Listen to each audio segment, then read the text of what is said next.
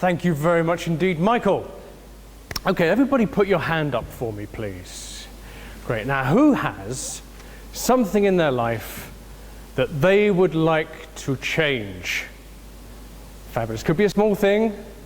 I don't think I've lost anybody. Okay, so it could be losing a little bit of weight, stopping the smoking, stopping the drinking, getting the promotion, all of those things. Great. Now, who would, keep your hands up, who would be delighted if I came into your life tomorrow, took away those cigarettes, took away the corkscrew, forced you to do 10 applications for a new job? Who would be happy with that?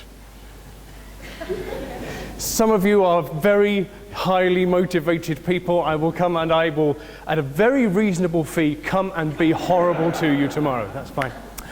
We don't like change, even when we know the outcomes are going to be really good for us, a bit thinner, a bit healthier, a bit more money, all that stuff. We don't like change, even when the outcomes are good. We certainly don't like change when it is foisted on us from above.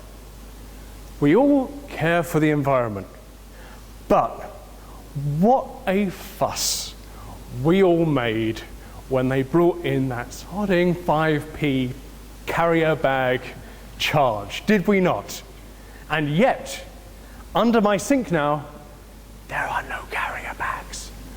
A miraculous change has been wrought on the underside of my kitchen. Change. We don't like doing it, and I think I know why, and you're going to be delightful and let me explain that to you. I think change is actually a question of fear. Let me explain what I mean. I did a job for Tesco, leadership. Tesco was in this position where they judged people on how fast they could get customers through a checkout. They had a number, okay? A time. Get them through that checkout.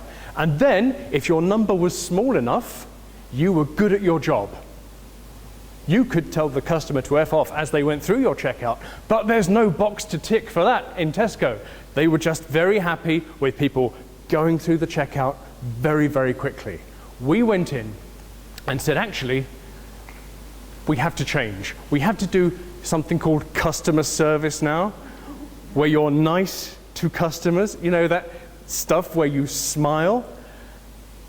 Now, you might say to me, Ian, yeah, we love all that stuff, all that being nice to customers, customer service. Those of you that have businesses, you really want to look after your customers, don't you? And yet, we had all this pushback from the people on the ground, because what were we doing? We were saying, you've done this job for 15 years. You've always been really good at your job because you get people through the checkout. Now, we've introduced this whole idea of customer satisfaction, which is unquantifiable. Maybe you're not so good at your job after all. And that, tackling that fear, is what made people change, or not. Look at what else is happening. We have Volkswagen. They have had a massive change, yes. It's a sad day for a business when the mere mention of their name gets a bit of a titter. That's even worse. They have had this huge change foisted upon them. What are they going to do? They have to very obviously change. They also have to tackle the fear that is existing right now in that company. Will people ever trust us again? I was talking to Rebecca, who's doing the photos for today. She works in SEO. She has to get people to change their copy on their websites. God knows what sort of pushback you get from that. I know you'd get it from me. And then Google changed their algorithms. What my fear is that I'm not a good writer and that I have to do it all again.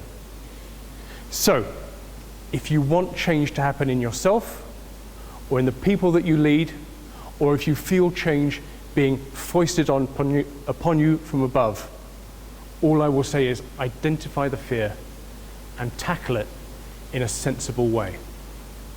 I don't want to go into big details about what happened at the weekend, but we have a choice.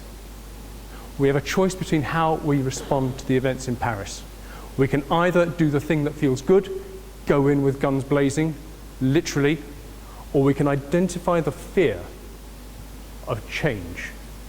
We can say what is actually going to make a difference. And it requires cool heads, and it requires sense, and it requires a community action from all of us. Thank you, Michael.